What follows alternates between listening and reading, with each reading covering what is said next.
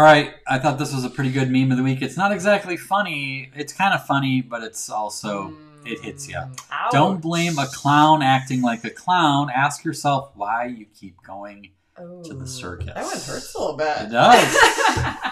Ouch. A little too close to home. Sometimes we have to admit that we kind of like the drama, and we like complaining about things, and we like to be caught up in some of that stuff, and it's not always very healthy. So I'm frankly sometimes I am on Twitter. You know, it's kind of one of the.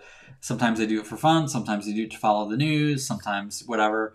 And if I go too deep into it, it gets bad. And it's exactly like I can be sitting on here and be like, these guys are idiots. What are you thinking? What's going on? And it's like this exactly.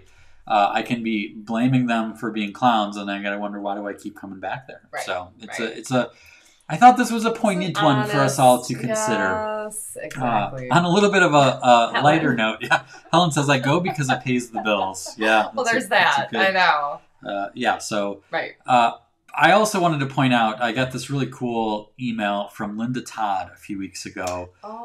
She is the owner of the Celebrate Everything calendar, which we're working on. Can you believe that we work on it right now? Yeah, it's in production right now for next year. Because August is like 2 seconds away, you guys.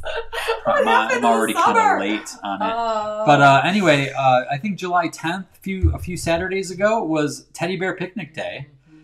Which is a thing. We didn't make that up. And this is her teddy bear picnic. And she has the...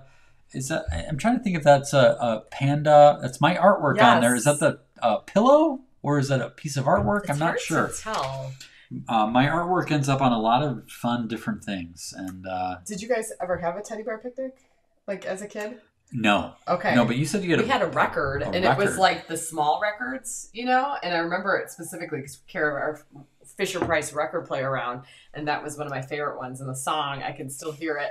And of course, as a kindergarten teacher, we had teddy bear picnics. That's part of our curriculum. So it's a big deal. It's required. Yes. Yeah. But as part of this Adultitis Fighter segment, we wanted to shine the light on some advice that we've gotten over the years from fellow Adultitis Fighters in this very helpful and rousing edition of Fab 5.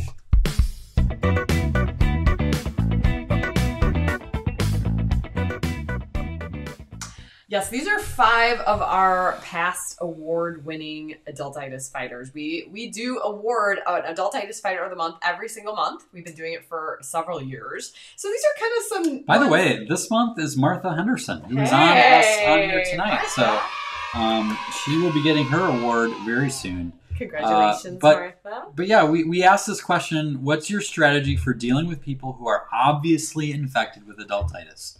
And get some good responses. Mike Baugher here says, run. Run. Which is kind of a more fun way of what I said at the end of the monologue, is just like, get out of the situation. But he does say, when that's not an option, I focus on making them laugh or at least at ease. So that's a nice way to word that. Yes. And we got to work with Mike at a speaking event years ago, and then again for a virtual event. Just, 2 or 3 months ago. Yeah. Mm-hmm. And he continues to fight adultitis, and I always love to see what you're up to. So thanks for your example, Mike. Yes.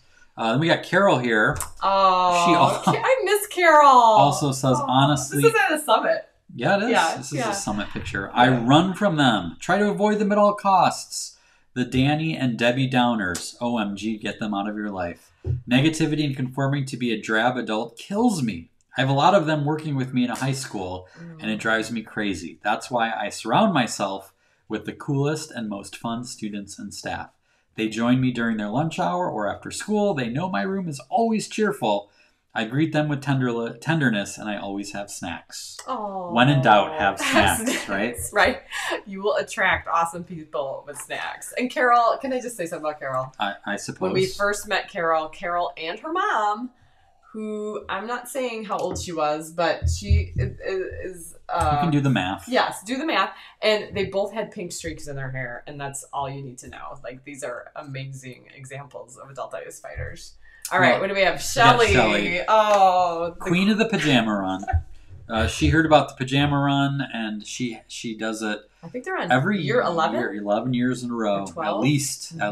As a big group. They do it at the end of the year with all the kids at school, and it's epic. Taking it, to a whole new level. She says, I like to invite others to participate in upcoming activities to encourage them to have fun and make some memories with us. If I am unable to assist them in their battle, I try offering genuine sympathy. Sometimes people really don't see a way out of their self-defined, miserable, grown-up life. And for that, I am genuinely sad for them. Aww. This is another situation where it's important to remember my own choices. Seeing someone in that battle does not mean I have to become caught up in their struggle. I can support them or offer them sympathy without needing to unnecessarily take on anyone else's challenges.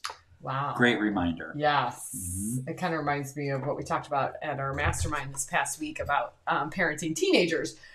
Don't get in the seat next to them on the roller coaster. But let them ride it. And in her case, as Shelley's saying, like, be of support to them, but you don't have to take the journey with them either. Yep. Yeah. Good point. Dan Paulsrud, avoid them as much as possible. When they need to be in my life, I keep in mind where they are at. If there's any way I can bring a smile to their face. Sometimes it's having a real conversation, asking good questions, just being a good listener. They could be feeling stuck in a place they don't want to be in. It's important to understand why and how people get into their slumps and dumps. Then they usually turn around knowing that you know where they're at. They will treat you better knowing that you know and understand. However, it's important you don't let them suck you into their vacuum of misery and adultitis, because they will try. Adultitis loves company. Oh, slumps and dumps. I love his choice of words there. That's pretty good. And his listening, we know Dan enough to know that he is practicing what he preaches on that. Yep. So, very cool, Dan. Then we've got Jim Kramer, last but not least. He says, my strategy for dealing with people who are infected with adultitis is to listen to them, to be a good role model, ask how I can help in case they need an invitation, and maybe invite them to join in a fun activity. It's like when someone is sick with a cold. You can't just tell them to be well. You have to take care of them. Bring soup, tissues, things like that. And I love that. Like, you can't just be like, you just snap out of it. You have to take care of them in the best way that you can. Great. And as a former teacher, I think middle school, does that seem right? I think he was a middle school teacher. Yeah, older elementary maybe. Right.